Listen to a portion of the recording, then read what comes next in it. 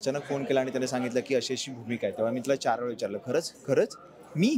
तर म्हटलं, "हो, माझा विश्वास आहे. तू कर फक्त." आपलं साहित्य, आपली संस्कृती, आपल्या प्रथा या इतक्या इतक्या अपडेटेड होत्या ना, की आपण आता खरंच अपडेट झालो का हा स्वतःला प्रश्न विचारला पाहिजे. ह्या 4 भावांचा प्रवास पाहता असं वाटतं की यार केवढा हा समजूतदारपणा, केवढं हे स्थैर्य. नमस्कार, मी अंकिता शिंदे. इट्स मज्जा मराठीमध्ये तुम्हा सगळ्यांचं स्वागत.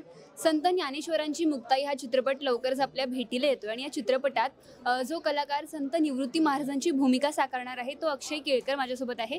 अक्षय, मगाशी तुला निवृत्ती महाराजांच्या भूमिकेत वेशात पाहिलं, खूप छान होतं, खरंच खूप कमाल होतं. पण तू काय सांगशील, तुझा अनुभव कसा होता? धन्यवाद रामकृष्ण हरी.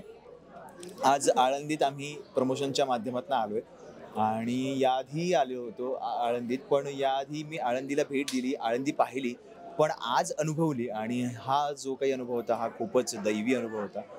हा पुन्हा अनुभवायला मिळेल की नाही मला माहीत नाही, पण आजचा अनुभव आयुष्यभर मला लक्षात राहणार आहे आणि त्याची पॉझिटिव्हिटी शेवटपर्यंत राहणार एवढं नक्की सांगेन. तुझ्या घरामध्ये विठुरायाची मूर्त आहे, त्यामुळे तू त्या गोष्टीशी किती कनेक्टेड आहे आम्हाला सगळ्यांना माहिती आहे. आणि असं टॉपिक तुझ्याकडे येणं, तर याबद्दल तू काय सांगशील? कास्टिंग कशी होती किंवा जेव्हा तुला अप्रोच करण्यात आलं तेव्हा काय थॉट्स होते?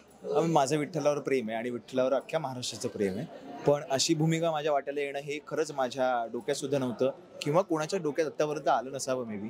आणि दिग्पाल दादाचे इतके चित्रपट गाजलेत आणि तो नेहमीच कास्टिंग करत असतो, तेव्हा त्याने मला एकदा एका रियालिटी शोमध्ये म्हटलं होतं की लवकरच भेटूया. तर मला तेव्हा नव्हतं माहिती, पण त्याने अचानक फोन केला आणि त्याने सांगितलं की अशी अशी भूमिका आहे. तेव्हा मी तिला 4 वेळा विचारलं, "खरंच? खरंच? मी?" तर म्हटलं, "हो, माझा विश्वास आहे. तू कर फक्त.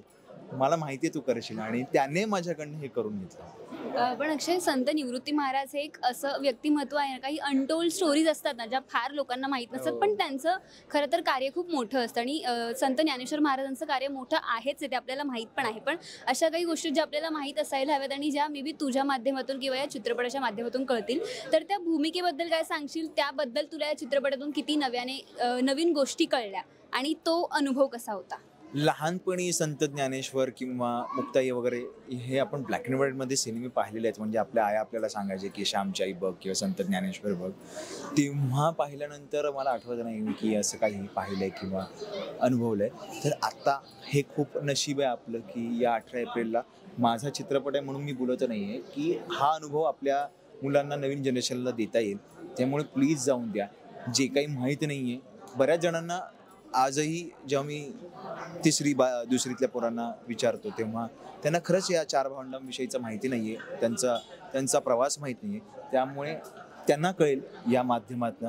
यासाठी मी सगळ्यात जास्त खुश आहे आणि दादाचा तोच प्रयत्न आहे की नवीन पिढीला हे कळायला हवं. कारण आपलं साहित्य, आपली संस्कृती, आपल्या प्रथा या इतक्या इतक्या अपडेटेड होत्या ना, की आपण आता खरंच अपडेट झालो का हा स्वतःला प्रश्न विचारला पाहिजे. अगदीच, या चित्रपटातून संत ज्ञानेश्वर आणि मुक्ताई यांचा इतिहास आम्हाला कळेलच, पण खऱ्या आयुष्यात तुझी सुद्धा एक मुक्ताई आहे, तुझी बहीण आहे, लहान आहे ती तुझ्यापेक्षा. तर त्या बॉन्डबद्दल काय सांगशील आणि तिला याबद्दल कळलं तेव्हा तिची काय प्रतिक्रिया आहे? अरे म्हणजे बघ ना, आत्ता हा चित्रपट आला आणि 2 वर्ष झाली तिला लग्न होऊन आणि ती आळंदीच्या जवळ देहू रोडला शिफ्ट झाली. सो माझी मुक्ताई इथेच राहते बाजूला.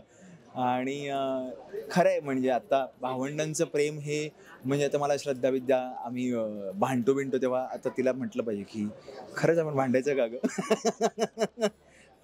कारण ह्या 4 भावांचा प्रवास पाहता असं वाटतं की यार केवढा हा समजूतदारपणा, केवढं हे स्थैर्य, केवढी ही शांतता आणि तरीसुद्धा इतके सुंदर विचार. आपण जरा काय झालं की लगेच आरेला कार्य करतो. सो माझी मुक्ताई आहे तशी आणि तिचा भाऊ पण तसाच आहे. पण आता आम्ही बघूया एकत्र सिनेमा, मला तिच्याबरोबर सुद्धा बघायला आवडेल. अगदी, आणि ते आम्हाला तुमच्या व्लॉग मार्फत कळतच असतं. पण या चित्रपटासाठी तुला खूप साऱ्या शुभेच्छा, कारण खूप छान चित्रपट आहे. तुम्ही सगळ्यांनी आवर्जून बघा. पण जाता प्रेक्षकांना काय अपील करशील? मी एवढंच सांगेन की संत ज्ञानेश्वरांची मुक्ताई 18 तारखेला प्रदर्शित होतोय. आत्ता जस्ट लुक रिव्हील झालेले आहेत आणि कोण करते काय, कुठला कलाकार काय, कुठली भूमिका करते हे कळलं. पण आता लवकरच ट्रेलर येईल, गाणं येईल. पण सगळ्यात महत्त्वाचं 18 तारखेनंतर आपल्या मुलांसोबत संपूर्ण कुटुंबासहित हा चित्रपट नक्की चित्रपटगृहात पहा, अनुभव घ्या आणि अतिशय श्रद्धेने आणि भक्तीने पहा. धन्यवाद. रामकृष्ण हरी. रामकृष्ण हरी. मराठी मनोरंजन सृष्टीमधील मालिका, चित्रपट, नाटक तसेच कलाकारांबद्दलच्या नवीन अपडेट्स जाणून घेण्यासाठी नक्की सबस्क्राईब करा इट्स मज्जा मराठी या आपल्या नवीन यूट्यूब चॅनलला.